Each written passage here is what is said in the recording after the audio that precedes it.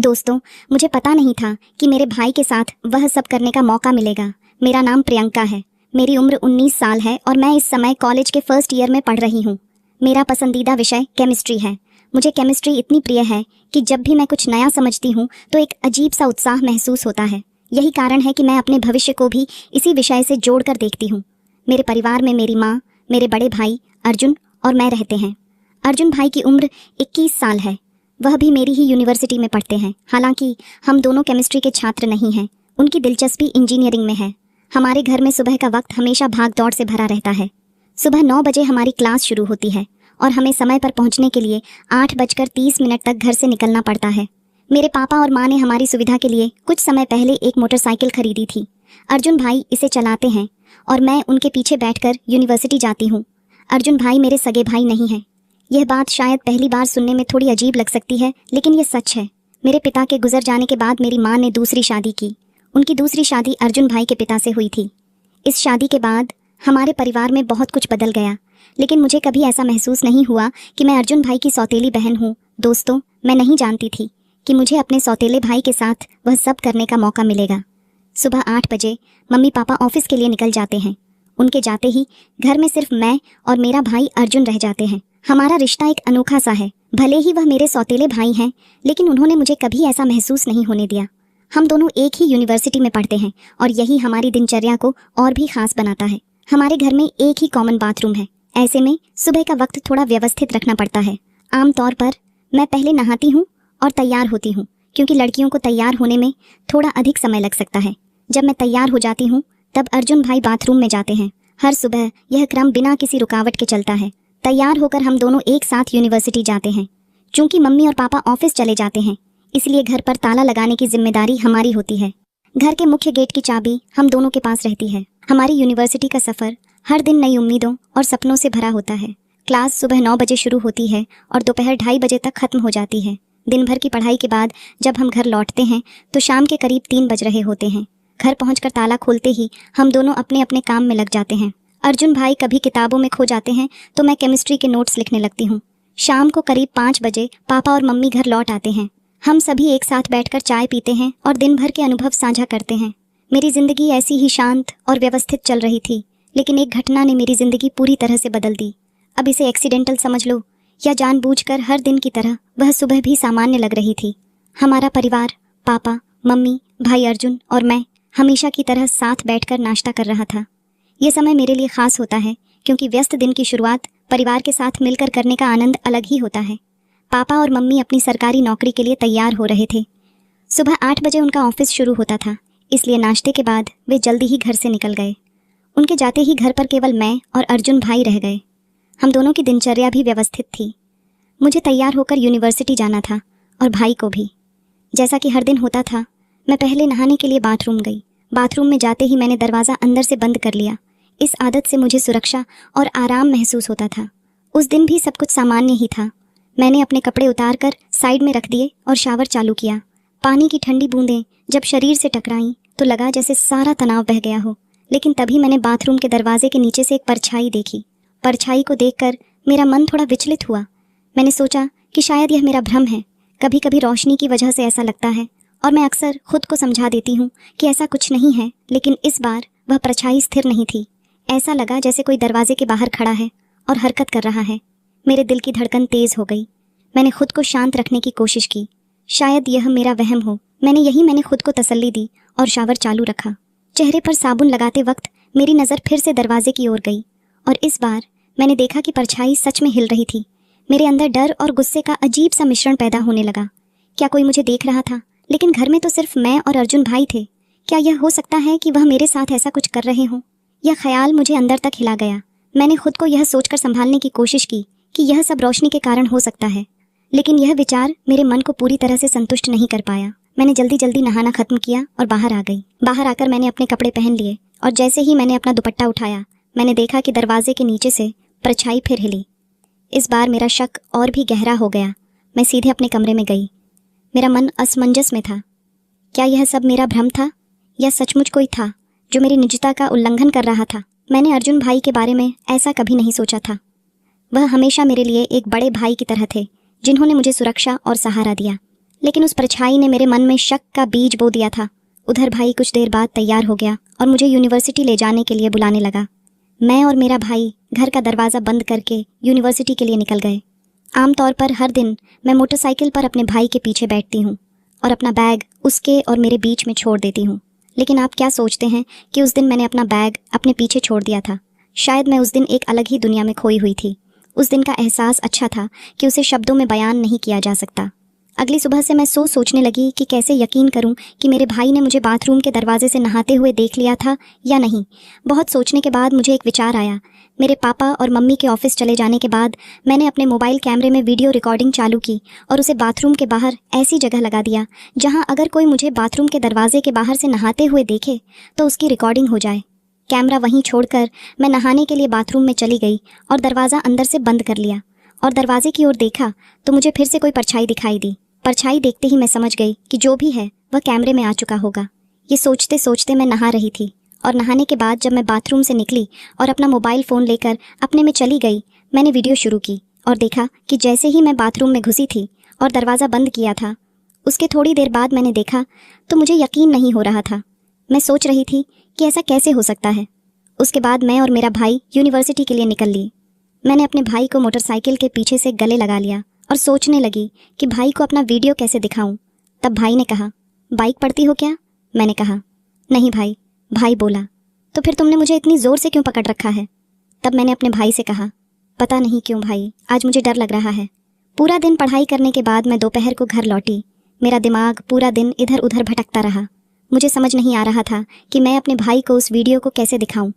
रात के करीब 10 बजे थे। मैं बिस्तर पर लेटी हुई थी और करवटें बदल रही थीं। नींद मेरी आंखों से कोसों दूर थी। मन में एक अजीब सी बेचैनी थी, कुछ ऐसा जो मुझे अंदर से खाए जा रहा था। मैंने अपने फ़ोन को हाथ में लिया और वह वीडियो फिर से खोल लिया जिसे मैंने कुछ समय पहले रिकॉर्ड किया था। वीडियो में मेरी सारी भावनाएं छुपी हुई थीं। एक प्रकार से यह मेरी आत्मा का हिस्सा बन चुका था। दिल में बहुत हिम्मत करके मैंने वह वीडियो अपने भाई अर्जुन के मोबाइल पर भेज दिया। इस कदम ने मुझे भीतर से थोड़ा हल्का महसूस कराया, लेकिन साथ ही डर भी था। क्या उसने इसे देखा होगा? क्या उसकी प्रतिक्रिया क्या होगी? मैं बार बार फ़ोन की स्क्रीन पर नज़र दौड़ाती रही, हर बार चेक करती कि वीडियो कब देखा जाएगा। लेकिन लगभग 15 मिनट बीत गए, फिर भी वीडियो नहीं देखा गया। अब सवाल यह था कि क्या अर्जुन सो गया था या फिर वह वीडियो जानबूझकर नहीं देख रहा था। समय जैसे थम गया था। मुझे इंतज़ार करते करते 1 घंटा बीत गया, लेकिन फिर भी वीडियो का देखा जाना कोई संकेत नहीं दे रहा था। मेरी बेचैनी बढ़ने लगी। रात का समय था और सब सो रहे थे, फिर भी मुझे वह वीडियो और अर्जुन के जवाब का इंतज़ार था। अगले दिन सुबह संडे था। रविवार के दिन सब घर पर होते थे, मम्मी, पापा, अर्जुन और मैं। हम सभी ने एक साथ नाश्ता किया, लेकिन मैंने अर्जुन के चेहरे पर कुछ भी ऐसा नहीं देखा जिससे यह लगता कि वह वीडियो के बारे में सोच रहा था या उस पर प्रतिक्रिया दे रहा था। मुझे महसूस हुआ कि वह वीडियो शायद अभी तक नहीं देखा गया था। सुबह के करीब 10 बजे मैं अपने कमरे में अकेले बैठी थी। अचानक मेरा फ़ोन बजा और मैंने देखा कि अर्जुन का मैसेज आया था। जैसे ही मैंने मैसेज खोला, मेरी धड़कन तेज़ हो गई। उसमें लिखा था, तुमने जो वीडियो भेजा मैंने देखा। मुझे पहले तो विश्वास ही नहीं हुआ। मैंने कुछ देर इंतज़ार किया, लेकिन उस मैसेज के बाद कुछ और नहीं आया। क्या यह बस एक सामान्य प्रतिक्रिया थी या कुछ और था? दोपहर तक मैंने इंतज़ार किया, लेकिन कोई जवाब नहीं मिला। मैं समझ नहीं पा रही थी कि अर्जुन का व्यवहार कैसे बदल गया था। दोपहर को हम सभी ने खाना साथ में खाया, लेकिन अर्जुन बेहद चुपचाप था। उसने बिना कुछ कहे अपना खाना ख़त्म किया और फिर अपने कमरे में चला गया। मुझे समझ में आ गया कि वह कुछ कहने से बच रहा था। मैंने धीरे धीरे पापा और मम्मी को कहा, भाई, मैं थोड़ी देर बाद तुम्हारे कमरे में आकर कुछ समझाना चाहती हूँ। अर्जुन ने बिना कुछ बोले अपना खाना ख़त्म किया और कमरे में चला गया। सबका खाना ख़त्म होने के बाद मैंने पापा और मम्मी के साथ मेज़ साफ़ की और फिर सीधे अर्जुन के कमरे में चली गई। जब मैं उसके कमरे में गई तो मैंने देखा कि वह खिड़की के पास खड़ा था, जैसे वह कुछ सोचने की कोशिश कर रहा हो। मैंने धीरे से दरवाज़ा बंद किया और उसके पास पहुंची। भाई, मैंने कहा, तुमने जो वीडियो भेजा था, क्या तुमने उसे देखा? उसने मुझे देखा और उसकी आंखों में आंसू थे। वह चुप था, जैसे कुछ कहना चाहता हो लेकिन कह ना पा रहा हो। उसकी आवाज़ में एक खामोशी थी जो उसके दिल के भीतर की असमंजस को दर्शा रही थी। सॉरी, उसने धीरे से कहा। मुझे यह देखकर बेहद दुख हुआ, लेकिन मैंने उसे गले लगा लिया। भाई, मैंने धीरे से कहा, इस उम्र में ऐसी गलतियां हो जाती हैं, कोई बात नहीं। वैसे भी हम सगे भाई बहन तो नहीं हैं। मेरी बातों को सुनकर उसने मुझे हैरान होकर देखा और कहने लगा, लेकिन है तो भाई बहन ही ना। हमें यह नहीं भूलना चाहिए, हम दोनों को अपनी मर्यादा में रहना चाहिए। फिर मैंने उन्हें चिढ़ाते हुए कहा, ओहो, अब बड़ी मर्यादा याद आ रही है। तब याद नहीं आया जब मुझे नहाते हुए देख रहे थे, तब कहाँ गई थी आपकी मर्यादा। फिर मैंने कहा, इसकी चिंता मत करो भाई, आप हमेशा मेरे बड़े भाई ही रहोगे और मैं हमेशा आपकी प्यारी छोटी बहन रहूंगी। फिर मैंने एक आंख दबाते हुए अपने भाई से कहा, भाई एक बार ट्राई करने में कुछ नहीं जाता, मैं कल शाम को आपका इंतज़ार करूंगी। ये बात मैंने मुस्कुराते हुए अपने भाई से कही थी। इतना कहकर मैं उसके कमरे से बाहर आ गई और वह मुझे हैरानी से देखता रह गया। उस रात खाना खाने बैठे मेरे पापा और मम्मी के सामने मेरे भाई ने कहा, कल यूनिवर्सिटी में किसी तरह के खेल का कोई आयोजन हो रहा है, इसलिए मैं कल यूनिवर्सिटी नहीं जाऊंगा। तब मेरी माँ ने कहा, फिर तो प्रियंका को भी नहीं जाने की ज़रूरत। पापा ने कहा, अर्जुन क्या तुम्हें किसी तरह के खेल में कोई दिलचस्पी नहीं है? अर्जुन भैया ने कहा, जी पापा, मुझे बैट बॉल में रुचि है, लेकिन वहाँ बैट बॉल का आयोजन नहीं हो रहा। इसी तरह के कुछ प्लेयर्स हैं जो छोटे छोटे स्कूल से आकर वहाँ यूनिवर्सिटी में अपनी प्रैक्टिस के लिए आए हैं। फिर पापा बोले, तो ठीक है, फिर कल तुम दोनों ही घर पर रहना। मैंने अर्जुन भाई की तरफ देखा और हल्की सी मुस्कान दी। अगले दिन मेरे पापा और माँ ऑफिस के जाने के बाद मैं अर्जुन भाई के कमरे में गई और उसे बिस्तर पर लेटा हुआ पाया। मैंने कहा, भाई तुमने आज क्लास में जाने के बजाय सारा दिन घर पर ही रहने का प्लान क्यों बनाया? सारा दिन मेरे साथ क्या करोगे? क्या तुम कोई प्लान बना रहे हो? तब अर्जुन भाई ने कहा, कल तुमने कहा था ना कि एक बार ट्राई करने में कुछ नहीं जाता, भूल गई क्या? इसीलिए मैं घर पर रहना चाहता था। तब मैंने हंसते हुए अपने भाई से कहा, वाह भाई, आप तो बड़े स्मार्ट निकले। कल तो मगरमच्छ के आंसू बहाकर बड़ी मर्यादाओं की बातें कर रहे थे। ऐसा कहकर मैं उसे चिढ़ाने लगी। तब वह दौड़ता हुआ मेरे पीछे भागा और मुझे पकड़ लिया। कहने लगे, तुमने ठीक ही कहा था प्रियंका, वैसे भी हम कौन से सगे भाई बहन हैं, एक बार ट्राई करने में कुछ नहीं जाता। ऐसा कर भाई। मुझे पकड़कर अपने बेडरूम में ले गए और फिर सारी मर्यादाओं को ताक में रख दिया। मैं थोड़ी असहज हो गई थी। मैंने हंसते हुए माहौल को हल्का करने की कोशिश की, लेकिन अर्जुन की आंखों में जो गहराई थी वह मुझे कहीं और खींच रही थी। उसकी बातें, उसकी नज़रें, सब कुछ अलग ही था। मेरे दिल की धड़कन बढ़ने लगी थी। क्या ये सिर्फ दोस्ती थी या फिर कुछ और? मुझे समझ में नहीं आ रहा था। अर्जुन मेरे पास आया और बोला, प्रियंका, अगर दोस्ती इतनी गहरी हो कि वह मर्यादा को भी प्यार में बदल दे तो क्या गलत है? उसकी बातों में जो सच्चाई थी वह मुझे अंदर तक छू गई। मेरा मन उलझन में था। दिल कह रहा था कि वह शायद सही है, लेकिन मेरा दिमाग बार बार मुझे रोक रहा था। मैंने उसे समझाने की कोशिश की, अर्जुन, हम दोस्त हैं। हमारी दोस्ती की एक सीमा होती है, तुम इस सीमा को पार नहीं कर सकते। अर्जुन की मुस्कान अब भी मेरी ओर थी, लेकिन उसकी आंखों में एक गंभीरता थी। वह बोला, प्रियंका, मैंने कभी किसी से इस तरह महसूस नहीं किया। जब से तुम मेरे करीब आई हो, मुझे लगता है कि मैं पूरा हूँ। अगर तुम्हें लगता है कि मैं गलत हूँ तो मैं तुम्हारी हर बात मान लूँगा। बस तुम मुझे यह बता दो कि तुम्हारे दिल में मेरे लिए क्या है। मुझे लगा जैसे मेरी धड़कन एक पल के लिए थम गई। मैंने उसकी आंखों में देखा और अचानक मैं समझ गई कि यह सिर्फ दोस्ती नहीं थी। दिल के किसी गहरे कोने में मैं भी यही महसूस कर रही थी, लेकिन डर था। क्या हम ऐसा कर सकते थे? आंखों में आंसू थे। मैंने धीरे से कहा, अर्जुन, मुझे डर है कि अगर हम ये कदम उठाते हैं तो सब कुछ बदल जाएगा। हमारा रिश्ता, हमारा दोस्ती, सब कुछ। अर्जुन मेरे पास आया और मेरे हाथ को थामते हुए बोला, प्रियंका, बदलाव से डरने की ज़रूरत नहीं है। अगर हमारा रिश्ता सच्चा है तो यह बदलाव हमें कुछ नया और खूबसूरत देगा। मैं तुम्हें कभी तकलीफ नहीं दूंगा, यह मेरा वादा है। उसकी बातों में इतना विश्वास था कि मैं खुद को रोक नहीं पाई। मैंने हल्की सी मुस्कान के साथ कहा, तो क्या तुम सच में हमारे रिश्ते को इतना महत्व देते हो? अर्जुन ने नज़रें मेरी आंखों में डालते हुए कहा, तुम्हारे बिना मेरी जिंदगी अधूरी है। मैंने गहरी सांस ली और महसूस किया कि मेरे दिल ने उसकी बातों को पूरी तरह स्वीकार कर लिया था। हम दोनों ने अपने दिलों की भावनाओं को एक दूसरे से साझा किया और फिर एक दूसरे को गले लगा लिया। वह क्षण मेरे लिए कुछ खास था, क्योंकि अब हम सिर्फ दोस्त नहीं थे, हम एक नए सफ़र की शुरुआत कर रहे थे, जहाँ प्यार और विश्वास हमारा मार्गदर्शन कर रहे थे। लेकिन यह सफ़र एक राज्य था। हम जानते थे कि दुनिया को इस बारे में बताना अभी सही नहीं था।